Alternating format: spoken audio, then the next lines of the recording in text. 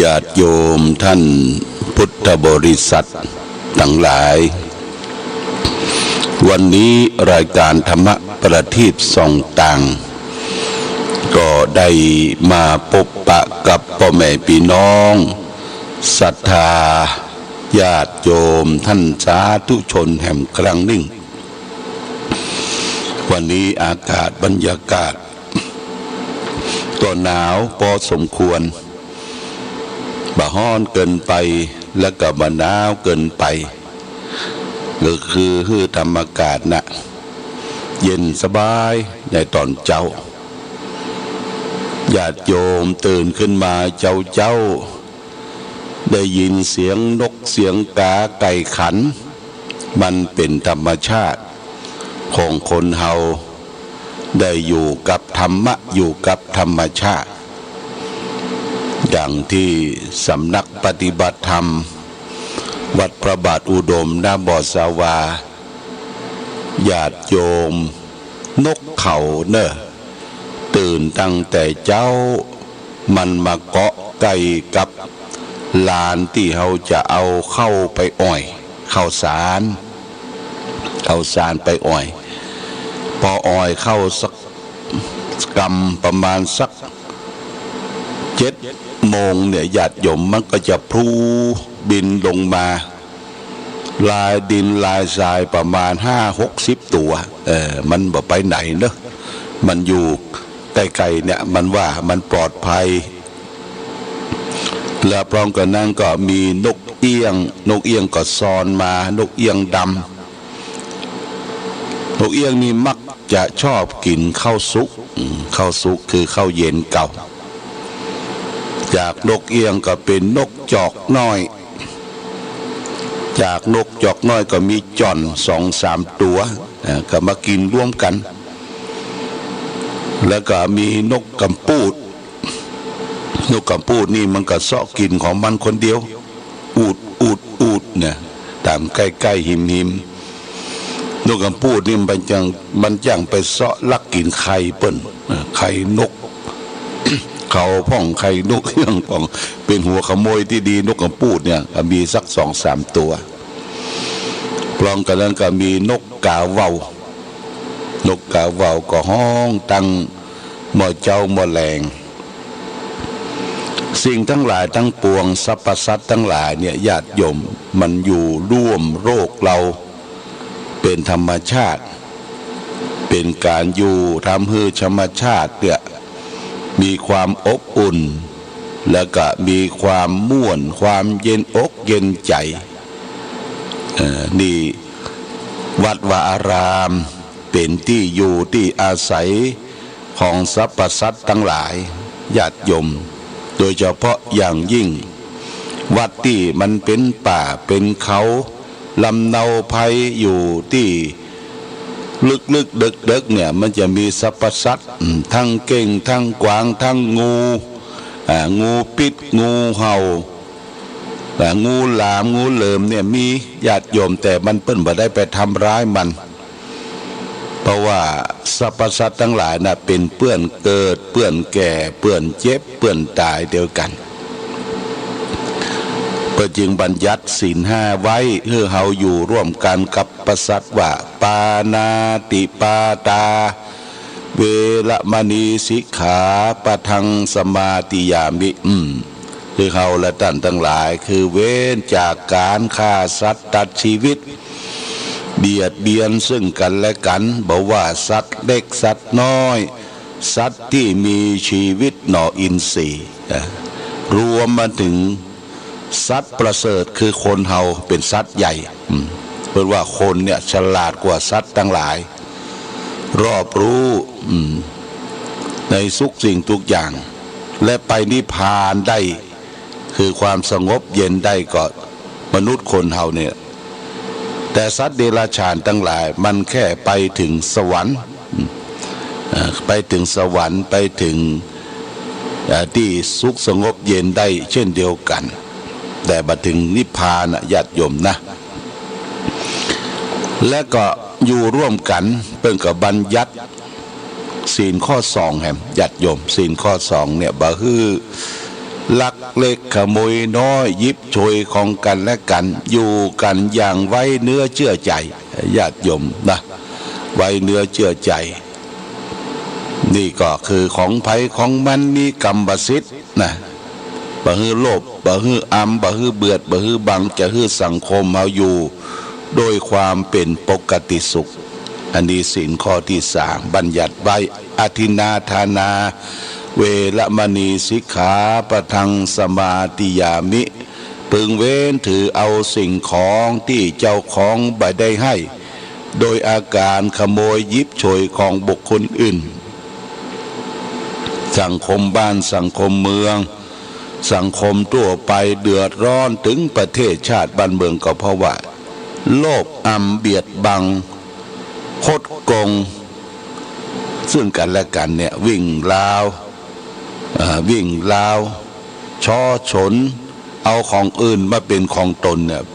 พระพุทธเจ้าก็ว่าสังคมสุขสังคมโลกจะอยู่ได้ความเป็นปกติสุขก็จะไปเบียดเบียน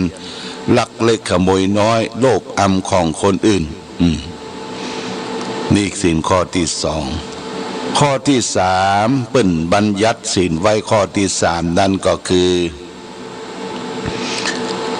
กาเมสุมิจฉาจาราเวรมณีสิกขาปะทังสมาติยามิ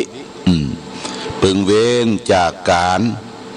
ที่ละเมิดของรักของชอบใจของคนอื่นเขาเป็นผู้อยู่เป็นครอบเป็นครัวบ่ฮื้อนอกอกนอกใจที่รักสามีเมียแปลงของตนเองเนี่ยอันนี้ก็เป็นบ่อเกิดแห่งความเดือดร้อนญาติโยมนี่เฮาได้ฟังข่าวได้ดูโทรทัศน์ได้อ่านหนังสือพิมพ์ฟังข่าววิทยุฆ่าฟันบั่นแทงกันบุกหูตีตากันละหวาดละแวงซึ่งกันและกันเนี่ยญาติโยมเนี่ยมนุษย์คนเฮานี่เกิดมามันยากมันลำบากกว่าจะเป็นคนเป็นมนุษย์เนี่ยญาติโยมเฮาก็เอาจิตใจไปเป็นสัตว์เถียนะจิตใจไปเป็นสัตว์เดรัจฉานทะเลาะวิวาทข่มเหงกันเด้งร้ายกันอย่างเฮาทราบข่าวว่ามีตำรวจตชด.ไปทำงานภาคใต้ที่จังหวัดนครปฐมปิกมาเนี่ยญาติโยม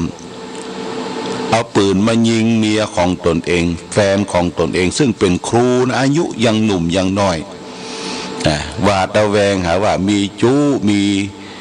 คบชายอื่นเนี่ยหวาดระแวงเอาปืนมายิงแล้วก็มายิงตัวเก่าตายมันเสียทุกสิ่งทุกอย่างหมดสภาพของความเป็นมนุษย์เป็นคนที่เป็นบุคคลที่ฉลาดบันึกถึงพ่อแม่ของตนเองที่ได้ชุบได้เลี้ยงได้ส่งได้ห้ามได้เฮียนได้ศึกษาเรียกว่ากำกึดกีดก้อมญาติโยมเนี่ยคือขาดหลักธรรมขาดที่ปรึกษาหลักธรรมะตัดปัญหาแบบสั้นๆบักคิดยาวบักกึดยาวบักมีขันติความอดทนทำอะไรอย่างไปก็ทำด้วยตัดสินใจด้วยตนเองเนี่ยญาติโยมนะเฮาเป็นเจ้าพุทธนับถือพระพุทธศาสนาสิ่งใดที่จะเกิดขึ้นนั้นมันมีเหตุมีปัจจัยมีปมมีดันมีเงื่อนมีงำพระพุทธเจ้าสอนให้เราแก้ไขที่ต้นเหตุไม่ใช่แก้ไขที่ปลายเหตุนะต้นเหตุก็คือสมุทัยเป็นเหตุคือทุกข์เกิดทุกข์คือตัวปัญหานี่ญาติโยมคือแก้ไขที่ต้นเหตุว่ามันเกิดมาจากอะไรหยังถ้าอูจาบ่เข้ากันก็ตกลงปงใจอย่าไปทะเลาะบอกแว้งอย่าไปมีอาหารการมะมังการทิฏฐิเข้าตนเองว่าเอาตนเองว่าอายังก็เอาตนเองว่านี่ญาติโยมนี่สำคัญคือบ่ได้มองโลกในแง่ดีถ้ามองโลกในแง่ดีเราก็จะมีความสุขอยู่โลกนี้ได้อย่างสบาย อันนี้ครอบครัวเนี่ยมันเป็นทุกข์เป็นร้อนมีปัญหาถึงวันนี้เพราะเฮากิเลสมีโลภมีโกรธมีหลงนักล่ำไปบ่เข้าวัดเข้าวาบ่นำพาชีวิตคือได้ไปประพฤติปฏิบัติบ่ได้เอาคนอื่นมองที่มันทุกข์มันยากกว่าลำบากกว่าเฮานี่แหมนักญาติโยมนะแหมนักเพราะฉะนั้นก็เฮาก็ต้องอยู่ด้วยเมตตาธรรมอยู่ด้วยความรักอยู่ด้วยความผูกพันนี่เป็นสิ่งสำคัญนี่ศีลข้อที่3ละเมิดของรักของชอบใจคิดผิดอกผิดใจคิดออกไปจากผัวรักเมียแปลงของตนเองเนี่ยมันผิดศีลข้อ3ข้อที่4ศีลธรรมที่เฮาศีล5เนี่ยก็คือรักษาซบปากบ่เป็นคนพูดเท็จบ่เป็นคนพูดส่อเสียดบ่เป็นคนพูดคำหยาบบ่เป็นคนที่พูดเพ้อเจ้อเลวไหลไร้สาระพระพุทธเจ้าบัญญัติศีลข้อที่4เนี่ยเพื่อให้สร้างความมั่นคงสัจจะมีความสัตย์ซื่อต่อกันคนเฮาถ้าบ่สัตย์ซื่อต่อกันมีจิตใจบิดผิวรับการบังใบตั้งหน้าก็ว่าอย่างตั้งหลังก็ว่าอย่างนี่บ่ได้ความญาติโยมนะอันนี้ก็คือจะต้องรักษาซบปากของตนเองอย่าไปพูดที่มันเป็นความจริงหาสาระประโยชน์บ่ได้พระองค์จึงบัญญัติศีลข้อที่4ไว้ว่ามุสาวาทาเวรมณีสิกขาปะทังสมาธิยามิพึงเว้นจากการพูดเท็จพูดที่บ่เป็นความจริงญาติโยมถ้าเราได้ไปปะไปสลนกับคนอู้ที่บ่เป็นความจริงให้อยู่ห่างๆเพราะคนนั้นบดีละส่อเสียดบดีส่อเสียดคนอื่นเป็นคนที่บดีโบราณเปิ้นก็บอกว่าเว้นหมาฮื้อปอศอกเว้นวอกคือปอวาเว้นคนพาลานี่ฮื้อไก่อย่าไปคลุกคีญาติโยมอย่าไปอู้สนทนาเอาสนุกสนานบางคนมันอู้ไปสนุกสนานบ่นึกถึงสภาพที่เกิดความเสียหายแก่บุคคลอื่นแก่ครอบครัวแก่สังคมแก่วัดวาอารามอู้ไปด้วยความสนุกสนานเนี่ยเป็นการพูดเท็จบางทีปั้นน้ำเป็นตัวสิ่งที่มีบ่ฮู้บ่มีก็บ่ฮู้ในญาติโยมนอปอกรรมไปโดยเปิ้นนี่ก็เฮาเป็นคนฉลาดเป็นคนฮู้เอาหลักธรรมไปประพฤติปฏิบัติเนี่ยพระพุทธเจ้าคือเว้นจากการพูดเท็จมุสาวาทาเวรมณีสิกขาปะทังสมาธิยามินี่เป็นข้อที่4เพื่อให้สงบสุขสังคมในโลกอยู่ได้ปัจจุบันศีลข้อที่5สุราเมรยะมัชฌะปมาทัฏฐาเวรมณีสิกขาปะทังสมาธิยามิศีลข้อที่5เนี่ยพึงเว้นจากการเสพสุรายาเมาอันเป็นเครื่องดองของเมาอันเป็นที่ตั้งแห่งความประมาทยุกยาบงยาบ้ายาอียาเครวมอยู่นี่หมดญาติโยมรวมอยู่ที่ข้อ5พึงเว้นจากการเสพของมึนเมาคือโทษคือตา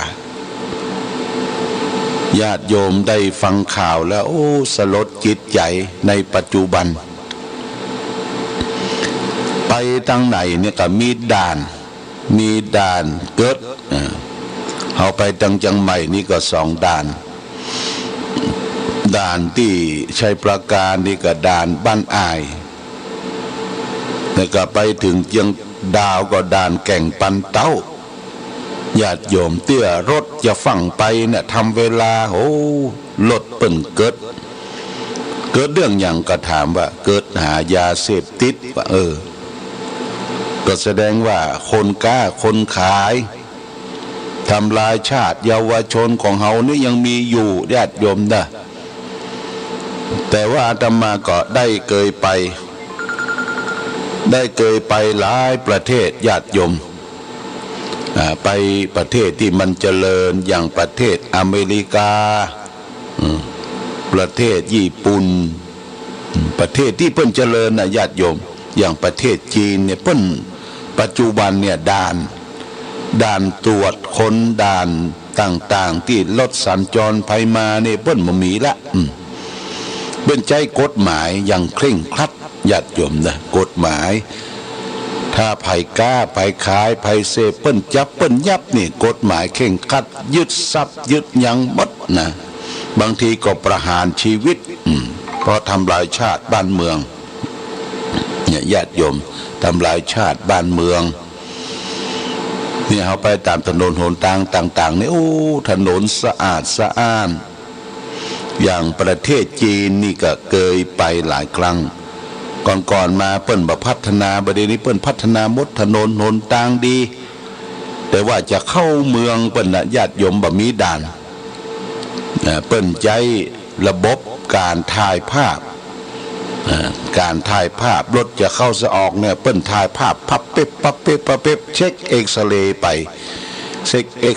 ไปในตั๋วบ่ใจคนนะก็ทำให้ประเทศชาติบ้านเมืองของเปิ้นเนี่ยไปไหนคล่องแคล่วว่องไวบ่ต้องมีกลวยบ่ต้องมีด่านบ่ต้องมีคนเปลืองที่มาอยู่ตามถนนหนทางเขาสังเกตว่าตำรวจทหารเนี่ยอยู่เกิดถนนหนทางก็แสดงว่าประเทศเฮาเนี่ยยังบ่เจริญเตื้อญาติโยมนะประเทศญี่ปุ่นเนี่ยโอ้ประเทศเปิ้นสะอาดสะอ้านเสาะหาตำรวจทหารนี่บ่มีแต่เปิ้นใช้ระบบคอมพิวเตอร์ดูถนนหนทางและระบบแจ้งภัยถ้าแจ้งภัยโทรศัพท์ไป191กา199กาอย่า3 นาที 5 นาทีเนี่ยเปิ้นจะมาถึงแล้วคือระบบอย่างนี้ประเทศอเมริกาก็เหมือนกันเปิ้นเจริญนะญาติโยมนะถ้ามีเหตุเพศภัยอันใดเกิดขึ้นเนี่ยเปิ้นเตรียมสแตนบายไว้ตลอดเวลาแต่นำหนทางเนี่ยก็มีสลามบกหรือว่าตำรวจทางบกตำรวจที่ดูแลถนนหนทาง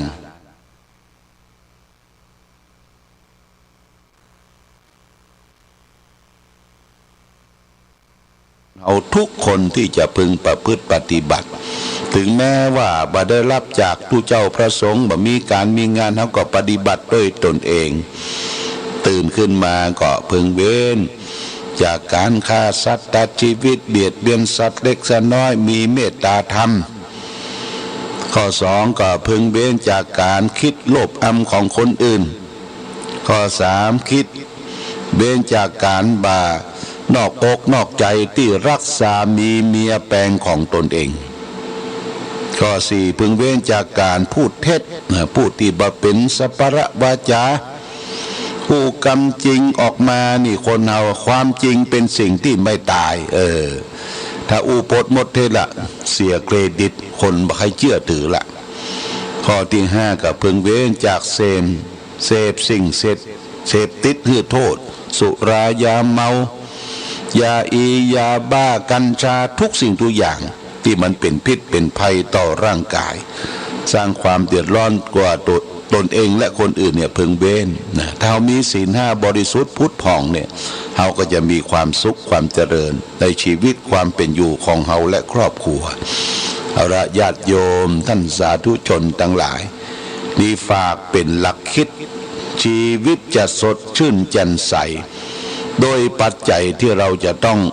น้อมนำรักธรรมศีล5มาประพฤติปฏิบัติคือแก่ตัวเองครอบครัวสังคมชุมชน